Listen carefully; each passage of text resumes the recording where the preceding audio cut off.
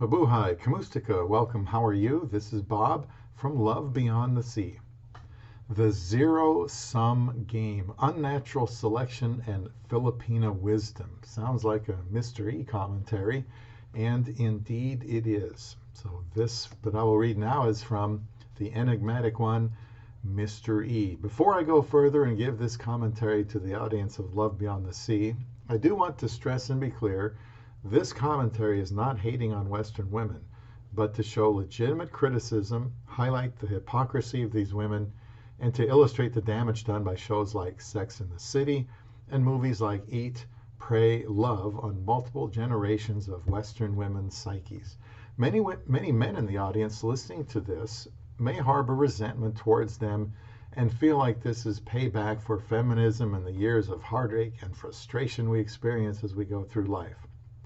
I agree wholeheartedly that many of these women treat men like garbage, and now the chickens are coming home to roost for them. While I certainly understand where this sentiment and emotion comes from, I must remind men in the audience that these women are just as much victims of feminism as we are, as they were susceptible and believed the lie of fourth wave feminism. Now on to my commentary. I recently came across a thread on a forum I frequent that I thought was very interesting regarding the current dating environment in the West, and thought I would share my observations. This thread was a discussion regarding older Western women in their 30s and 40s and what they post in their dating profiles and how much they reek of desperation as they slowly but surely reach menopause and become infertile. But before we get to these women and their plight, we must back up a bit and understand where we came from and how we got to this point. Ever since the dawn of the Industrial Revolution and our ability to solve problems for the masses at a low cost, the Western world has all the material comfort and prosperity than 99.9% of humanity has had throughout history.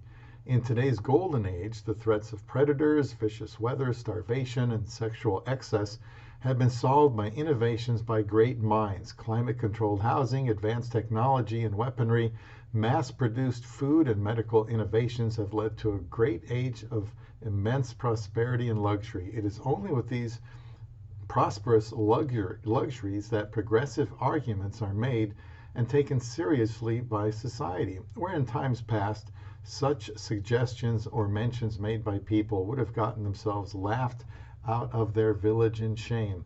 Thanks to the innovations in reproductive medicines, these luxuries, for the first time in human history, will shape the genome of future generations to come, and is not coming from nature through selective pressures of old. In the days of old, threats to reproduce fitness sought to cull those who were weak or ill. In the past, threats came from a lion running at you, but today, threats to your reproductive fitness come from a TV telling your daughter to never settle. This is unnatural selection at work in the modern world. What you're seeing or starting to see today is the unfortunate story of women who spent the currency of her youth on degrees and contracepted sex with alpha males in exchange of passing on her genome. It is only when her IVF doesn't take at 35 she realizes the consequences of her earlier actions. From a traditional Darwinian view, what I see is a gazelle who got eaten by a lion because it couldn't run fast enough. To the universe, the result is just the same. There are those who won't reproduce by their own carelessness or choice. It isn't to be fought. It is evolution in action. It isn't sad. It's a beautiful thing to witness. Charles Darwin was right all along. Those who are most susceptible believe the slick liars when they preach from the church of equalism, egalitarianism, and pathological altruism on their TVs. For those who follow these false prophets will see their reproductive fitness decline. Teaching your daughter to be a strong, independent feminist, you might as well dig your own grave, as there will be no grandchildren at the side of your bed. Refuse to extend the middle finger at the virtue signaling everyone gets a trophy philosophy, and your son ends up a wimp loser. With evolution, there are winners as well as losers. Only some will resist these pressures. For men who are sad and frustrated in their youth of not having a girlfriend or a wife, I have this to say to you. Father Time is a great equalizer. The women who rejected you in your youth to be with the bad boy or the top football player in college only to be used by him are or will be reproductive dead ends, and they're unfortunately completely out of time. It is a sense of poetic justice, the ultimate last laugh of the beta male as they panic in desperation as their biological clock counts down towards midnight. I would be lying if I said I didn't feel a sense of justice for their fates. It's not the fault of today's men. In 2019, going into 2020, we are taught on TV that with equalism, everyone is responsible for their own choices. But how is being equal working out for women now? But fear not all women are like that.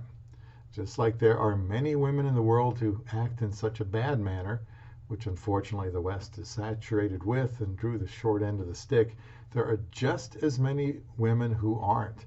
However, to find these women, men must be willing to leave their comfort zone to find these women overseas. Long ago, Bob made a video called Men Take the Brown Pill. Find a wife overseas. This is what young men and old must do today to ensure their reproductive fitness and their genetic survival. Filipinas and Filipino society view family with utmost importance. Nothing comes between family. Many Filipino women in their 20s, when they find a good man, want to start a family with him. Isn't such a novel desire such a stark contrast to our female peers in the West? Through their wisdom, the Filipina understands the importance of natural selection, whether she realizes it or not. They do not hem and haw about marriage or family. They do not reject a good man for reasons, like many are accustomed to in the West. When a Filipina knows she has hit the jackpot in the relationship category of life, she will hold on to this man for dear life. Men do not have to go down with the ship and live an existence of loneliness like the women from the West want.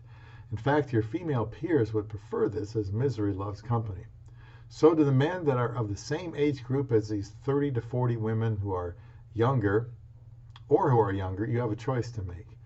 Leave your empty comfort bubble, take the brown pill, and look elsewhere for something better, or stick around and accept the very probable consequences of ending up exactly as their female peers, alone and childless. Remember, the choice is yours. End of commentary from Mr. E.